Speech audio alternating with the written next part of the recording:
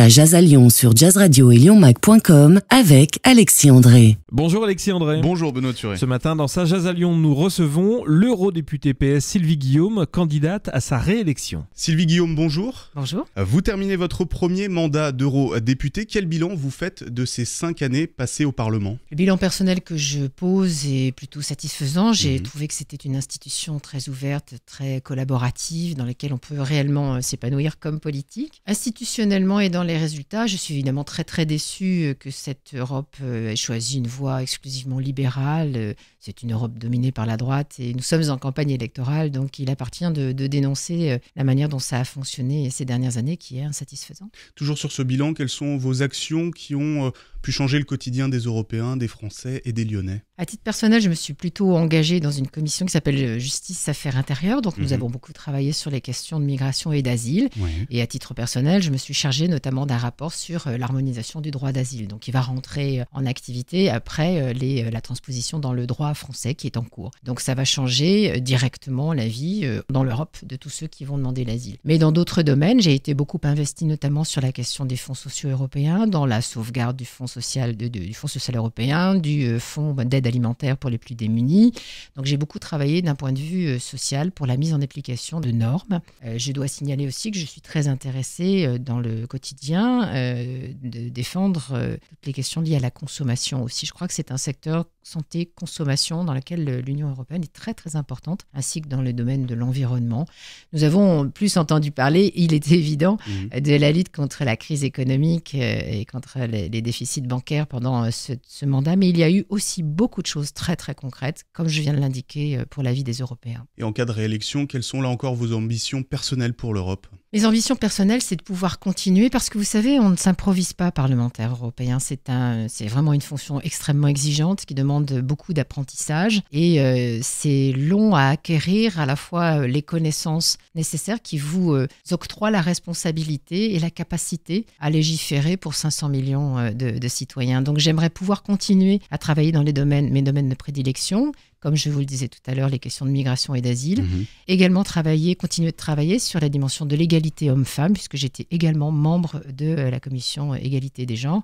Donc je trouve qu'il y a quelques reculs dans l'égalité homme-femme en cours qui sont très inquiétants et je voudrais continuer de travailler à lutter contre eux. Alors votre liste dans la circonscription sud-est tire un peu la langue dans le seul sondage IFOP sorti.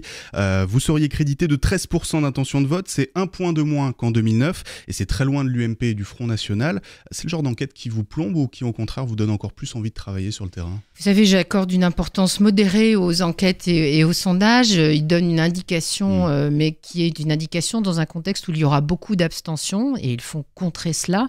Donc il nous faut continuer d'être actifs. C'est ce que nous avons fait au cours de cette campagne très courte. Nous voulons lutter contre la dispersion parce que toute voix qui va sur des listes parfaitement légitimes d'ailleurs à se présenter, mais qui au final n'auront pas d'élus, ce sont des voix perdues. De la même manière que les voix qui se portent sur des listes du Front National sont également des voix perdues puisque ce sont des élus qui ne font rien au Parlement européen et qui ont juste l'ambition de détruire l'Europe. Et nous voulons continuer donc à lutter contre cette dispersion et contre l'abstention. Et comment vous faites pour lutter contre l'abstention qu'on annonce très haute ? Du travail de terrain, du travail de conviction, du travail d'explication. Les gens comprennent à quoi va servir un député européen ? Oui, je crois que quand on prend la peine de faire de la pédagogie, et je voudrais signaler à cet égard avoir respecté cela, qui était un engagement dans ma campagne de 2009, j'ai toutes les semaines envoyé une newsletter aux gens qui souhaitaient s'informer. Donc il y a un travail de pédagogie de long cours. Et j'espère qu'il portera ses fruits aussi dans cette campagne. Mais il y a un travail de conviction dans cette campagne très courte, de contact, d'explication. Et je voudrais juste indiquer que j'ai coutume de dire, j'espère que c'est assez vrai, que parler d'Europe, c'est complexifier des choses qui sont parfois exprimées de façon trop simpliste. Et c'est simplifier des choses qui sont quelquefois expliquées de façon trop compliquée. Et c'est ce travail-là, je crois, qui parle à l'intelligence des Français, à l'intelligence des Européens qui portera ses fruits. Alors certes, il y aura l'abstention, mais il y a aussi ce contexte contexte national qui est vraiment défavorable au Parti socialiste. Maître Vincent Payon, dont le nom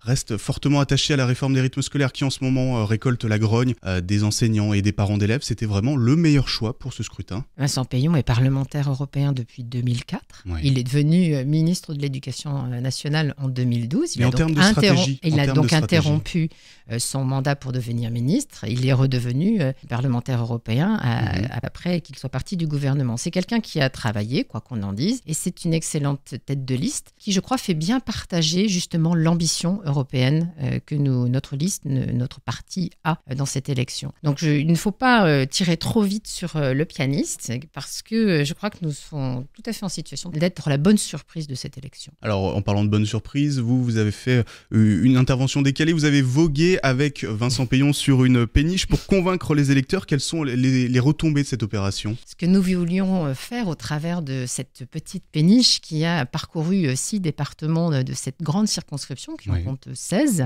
c'était d'indiquer, d'abord c'est un objet promotionnel de visibilité de notre liste, mais c'est aussi considérer que le fleuve est un lien. Et nous avons besoin dans cette circonscription d'établir du lien entre les différents départements, les différents endroits qui sont effectivement quelquefois très très éloignés l'un de l'autre. Et nous voulions par ailleurs aussi montrer que c'est l'ouverture sur le sud, le fleuve, c'est l'ouverture sur le nord, et c'est aussi un moyen de développement durable qui nous permettait d'être visible. Donc c'était dans ce sens-là que nous avons utilisé cette petite péniche de promotion de notre liste. En tout cas, on verra si votre embarcation prend l'eau ou au contraire tient la route. Ça sera le 25 mai pour le seul et unique tour des élections européennes. Merci Sylvie Guillaume. Notre entretien est à retrouver en intégralité sur lyonmag.com. Ça jase à Lyon sur Jazz Radio en partenariat avec lyonmag.com.